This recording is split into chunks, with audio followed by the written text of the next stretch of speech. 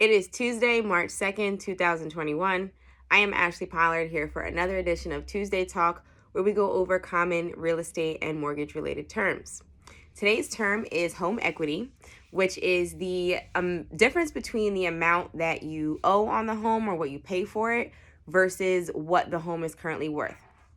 So, a simple example, let's say you buy a home for $240,000 and you find out during the process you get it appraised and it comes in at $250,000. Well, that is instant equity because you're purchasing the home for $10,000 less than what it is actually worth. And that's a good thing. Now, home equity is important because you, as a homeowner, can use it to leverage all sorts of things. You can do major home improvements with home equity.